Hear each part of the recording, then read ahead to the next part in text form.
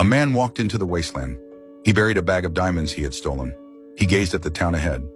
After spending 12 years in Africa, he had finally returned home. He rode a white horse to the town church. On the table lay his father's corpse. It was the day of the funeral. Everyone thought Delaney had died in Africa.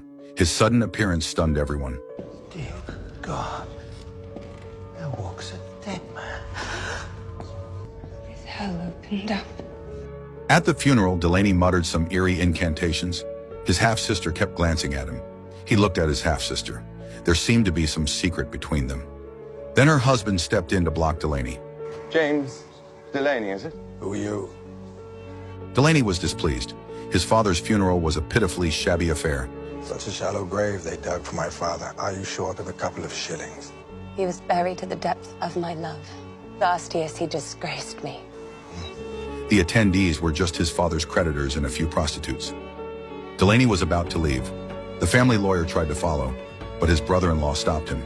Any business with him will be conducted in my presence. I have the advantage. I have read the will. Meaning what? Meaning I need to piss me no one home a car. Outside, the lawyer revealed his identity. For years, only Delaney's father had believed he was still alive. So the will made Delaney the sole heir. But the inheritance was worthless. More trouble than it was worth. Talk to me of poison. The inheritance was a stretch of coastline, Nootka Bay, bought 30 years ago with gunpowder by old Delaney. During the war between Britain and America, Nootka Bay became a prize everyone coveted. Whoever controlled it could dominate future shipping. The lawyer urged Delaney to sell this dangerous land quickly, but Delaney wanted to keep it for himself. Besides Britain and America, the notorious East India Company had been waiting for old Delaney to die. They planned to buy Nootka Bay once he was gone.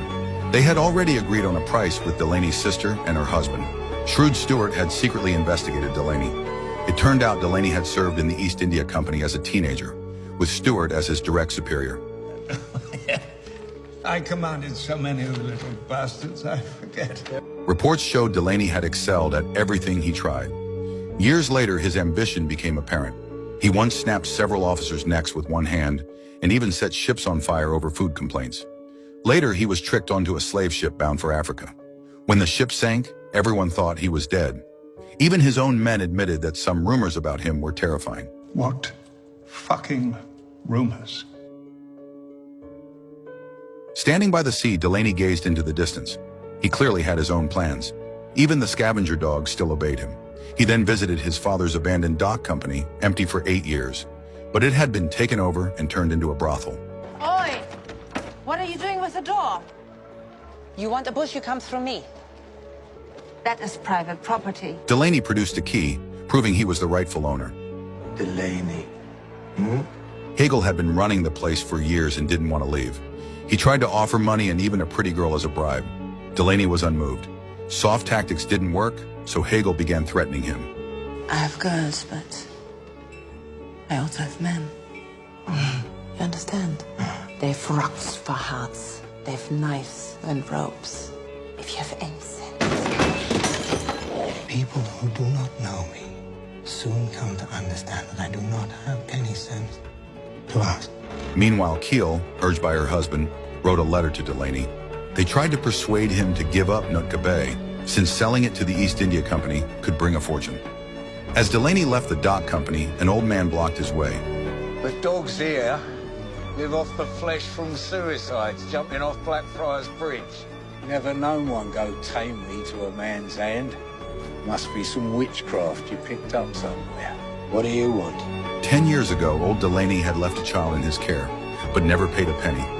Now Delaney was back, and the old man wanted his due.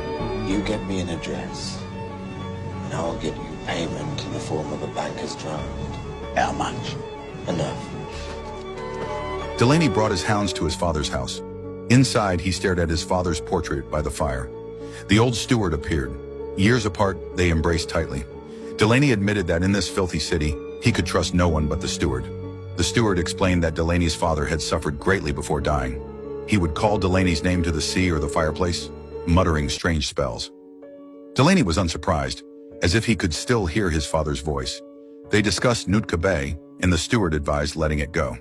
But here's the thing, James. This Nootka sound is a curse. It will bring the King and Empire down upon your head.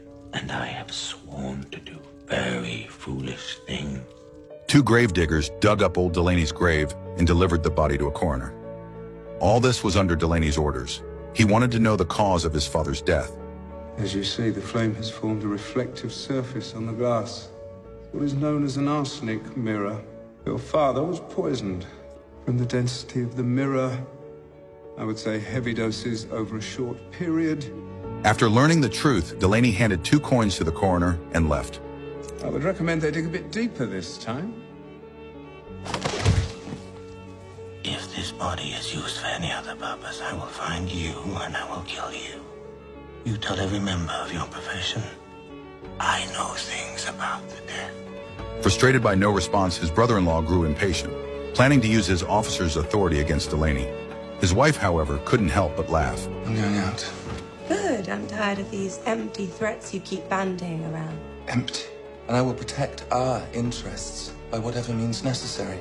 He should have stayed where he belongs, in the jungle, dancing naked and screwing wild pigs and his slaves in their chains. Delaney went to the old man's house and handed over a bag of payment himself.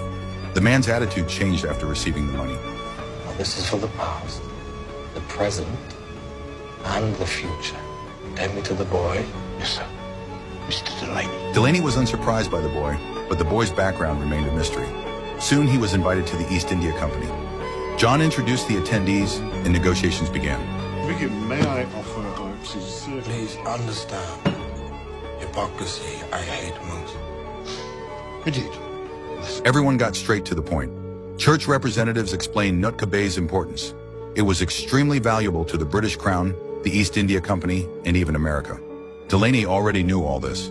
He also knew that Britain and America were preparing secret talks in Ghent, and Nootka Bay would play a key role. They were surprised he knew such secrets. Clearly, he was prepared. Wilton then produced an envelope with a high offer for Nootka Bay. Delaney noticed the clerk beside him and seemed to recognize him. Sorry, no, Nook Sound is not for sale. Open the envelope. Are you deaf? Oh, Mr. Delaney. Delaney didn't give Stuart a chance to speak. He had learned their tactics at school and knew the mischief they were capable of. Stuart told the clerk to stop writing and gave Delaney a final choice. Why don't you just open the fucking envelope? Delaney remained calm, unmoved. He stood, said a short goodbye, and left. Stuart had hoped to solve this with modern methods, but that now seemed impossible. It's all yours. Back home, Delaney received a second letter from his sister. She revealed the previous letter had been written under her husband's watch. The main point of this letter was clear. She wanted Delaney to keep their past secret. The next day, Delaney dug up the bag of diamonds and bought a safe. He asked the steward what his father had eaten before dying. The steward said he had eaten very little, mostly drinking the wine the steward provided. Delaney suspected his father had been poisoned with the wine, but he didn't reveal it. He kept 3 of the diamonds and locked the rest in the safe. Later, he attended an auction and paid £800 for a merchant sailing ship. Wilton of the East India Company was present. Seeing Delaney planning to set up the Nootka Trading Company, Wilton immediately reported it to the chairman. Why wouldn't he even look at our offer? Why would he defy logic and the king? Why did he know so much about the border negotiation? How did he know they were taking place in Ghent? The location is a state secret. And where did he get the money to buy a ship? Stuart believed Delaney had been bought by the Americans, either in Africa or on the way back to London. Delaney then discovered his white horse was missing. A note was left by the person who took it. Delaney recognized the man as a butcher, also a local black market boss. Out you come!